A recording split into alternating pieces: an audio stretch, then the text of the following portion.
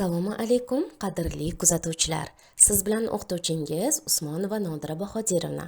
Bugun biz siz bilan kelishiklar mavzusini mustahkamlab olamiz. Kanalimga obuna bo'lishni unutmang. Oldinda yanada qiziqarli darslar bor. Go'zal archamizga mos o'yinchoqlarni toping. O'yinchoqlarni faqat kelishik qo'shimchalarda qo'llanganini aniqlang va archamizga ilib chiqing. 73-mashq. So'z zanjiri. Quyidagi so'zlarga kelishik qo'shimchalardan mosini qo'yib, yangi so'zlar hosil qiling. So'zlardan gaplar tuzing. Har bir gap bir-biriga bog'langan bo'lsin. Aziz o'quvchilar, tuzgan gaplaringiz mazmunan bir-biriga bog'langan bo'lishi kerak. Demak, so'zlar: men, ovqat, onam, idishlar, choy, piyola, uy, maktab, soat, dars, kech. Mana shu so'zlarga shunaqangi mos kelishik qo'shimchalarni qo'yishingiz kerakki, ulardan mazmunan bir-biriga bog'langan gaplar tuza olishingiz kerak. Aziz o'quvchilar, bilimingizga ishonaman. Boshladik. 73-mashqda berilgan so'zlarni taxminan quyidagicha kelishik qo'shimchalarni qo'yib yozish mumkin edi. Men, bu yerda hech qanday qo'shimcha qo'shilmadi. Onamga, ovqat, idishlarga, choyni, piyolaga, uyga, maktabdan, soat, darsni va kech. E'tibor bergan bo'lsangiz, ba'zi so'zlarga kelishik qo'shimchalarni qo'llamadim. Ana endi mana shu so'zlar ishtirokida mazmunan bir-biriga bog'langan gaplar tuzib chiqdim. Bugun men maktabdan uyga kech qaytdim. Darrov onamga ovqat tayyorlashga yordamlashdim. Taom pishgach, uni idishlarga joyladik. Keyin choyni piyolaga quyib, dasturxon atrofida o'tirdik. Soat 8da darsimni bajarib, dam oldim. Berilgan so'zlarga aynan mana shu kelishik qo'shimchalarni qo'yib yozish shart emas. Siz ixtiyoringizcha qanday gaplar tuzmoqchisiz? Mana shundan kelib chiqqan holatda kelishik qo'shimchalarni to'g'ri qo'sha olsangiz, gaplaringizni osonlikcha mazmunan bir-biriga bog'langanlarni topib yoza olasiz. 74-mashq. Maqol va tez aytishlarga qavs ichida berilgan kelishik qo'shimchalardan mosini qo'yib o'qing va yozing. Demak, birinchisi ot safar. Demak, 3 nuqta o'rniga qavsdagi qo'shimchani qo'yishimiz kerak. Bilinar. O'ylab ko'ramiz, ga qo'yiladimi, dami? Ot safarga bilinar bo'lmaydi, to'g'rimi? Albatta bu yerda da o'rin payt kelishigining qo'shimchasini qo'shishimiz kerak. Ot safarda bilinar. Zohcha sigir 3 nuqta qo'rqmaydi. Demak, qavsdagi qo'shimchalarni qo'llab o'qib ko'ramiz. Zohcha sigirga qo'rqmaydi. Yo'q, mazmunan to'g'ri kelmadi. Zohcha sigirda qo'rqmaydi. Bu ham to'g'ri kelmadi. Siz topa olasizmi? Mana shu yerda qaysi kelishigimizning qo'shimchasi bo'lishi kerak? Albatta, bu yerda chiqish kelishigining qo'shimchasi dan bo'lishi kerak. Zohcha sigirdan qo'rqmaydi. Vali soli sholi 3 nuqta urdi. Endi qo'llab ko'ramiz. Vali soli sholini urdi. To'g'ri kelyapti. Endi ning qo'shimchasini ham qo'llab o'qib ko'ramiz. Vali soli sholining urdi.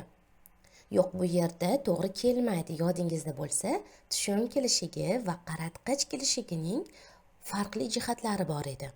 Tushum kelishigi fe'lga bog'lanardi, qaratqich kelishigini olgan ot esa otga bog'lanardi. Demak, albatta bu yerda tushum kelishigining qo'shimchasi nini qo'shishimiz kerak. Vali soli sholini urdi. Oydin oyisi 3 nuqta oldin bordi. Demak, qavsdagi qo'shimchalarni qo'llab o'qib ko'ramiz. Oydin oyisidan oldin bordi. Mazmunan to'g'ri. Endi dani ham qo'llab o'qib ko'ramiz. Oydin oyisida oldin bordi. Yo'q, bu mazmuni umuman to'g'ri kelmadi. Albatta, bu yerda chiqish kelishigining qo'shimchasi dan qo'shilib yozilishi kerak edi. Endi daftaringizga Mana shu 74-mashqdagi maqol va tezatishlarni to'g'rilagan holatda ko'chirib yozing. Kelishik qo'shimchalarni tegishlicha belgilang. 75-mashq. Nuqtalar o'rniga kelishik qo'shimchalardan mosini qo'yib o'qing. Ularni o'zi bog'langan so'z bilan birga ko'chiring. Demak, 75-mashqda makaronli sho'rvani kim o'ylab topgan sarlavhali matn berilgan. Ulardagi ba'zi so'zlarning o'rniga nuqtalar qo'yilgan. Nuqtalar o'rniga mos kelishik qo'shimchalarini qo'yib o'qish emas, so'ngra o'zi bog'langan so'z bilan birgalikda daftarimizga ko'chirishimiz kerakligi yozilgan. Demak, boshladik. Avvallari sho'rvalar odamlar ovlagan hayvonlarning go'shti va suyaklaridan tayyorlanar edi. Demak, hayvonlar so'ziga ning qo'shimchasini qo'shdik.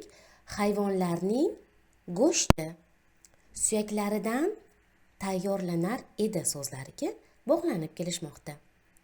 Navbatdagi gap. Bunday taom bizning eramizdan ming yillar avval o'ylab topilgan. Bizning so'zi eramizdan so'ziga, eramizdan so'zi esa o'ylab topilgan so'zlariga bog'lanib kelmoqda. Qadimgi Yunonistonda sho'rva eng tez pishar fast food taom hisoblangan. Yunonistonda so'zi hisoblangan so'ziga bog'lanib kelmoqda.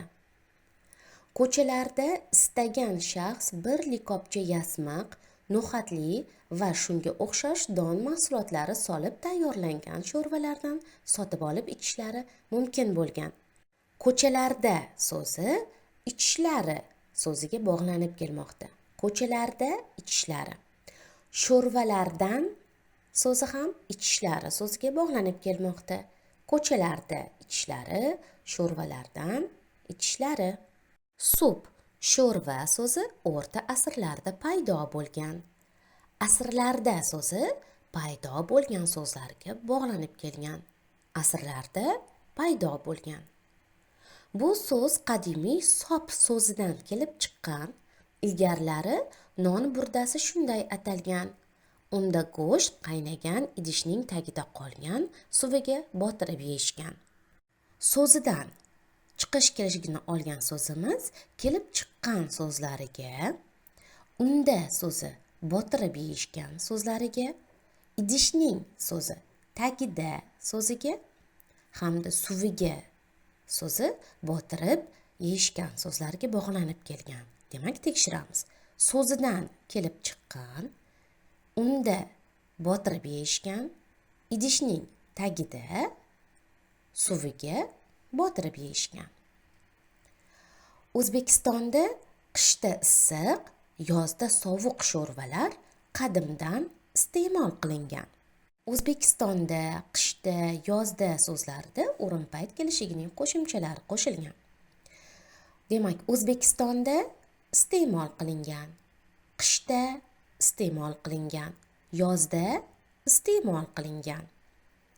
Qadimdan, demak, chiqish kelishligini olgan so'zimiz ham iste'mol qilingan so'zlarga bog'lanib kelgan. Ona tili daftaringizga kelishik qo'shimchalarni olgan otlarni o'zi bog'langan so'zlar bilan birgalikda ko'chirib yozing. So'ngra yozgan otlaringizning asos va qo'shimchalarini tegishlicha belgilang. Topshiriqni to'g'ri, xatosiz bajarganligingizni tekshirib chiqing. Bugungi uyga vazifa 76-mashq. Nuqtalar o'rniga ga, ka, qa qo'shimchalaridan mosini qo'yib o'qing. Yo'nalish kelishigidagi otlarning aytilishi va yozilishidagi farqni tushuntiring. Yodingizda bo'lsa, yo'nalish kelishigidagi so'zlarimiz q bilan tugasa qa, q harfi bilan tugasa qa, qolgan barcha harflar bilan tugasa ga qo'shimchasini qo'shib yozasiz deb aytgan edim. Mana shu qoidani yodda tutgan holatda she'rni ko'chirib yozing. She'rdagi so'zlarga qo'shimchalarni to'g'ri qo'yganingizni tekshiring.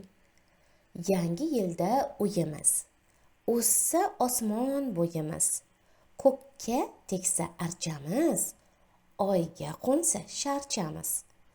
Oy aylansa saroyga, oyda o'ynasak poyga. minishib yulduz toyga. Siz ham she'rni mana shu qo'shimchalarni qo'ygan holatda ko'chirib yozgan bo'lsangiz, barakalla. Bugungi darsimiz ham o'z nihoyasiga yetdi. Kelgusi darslarda ko'rishguncha xayr omon bo'ling.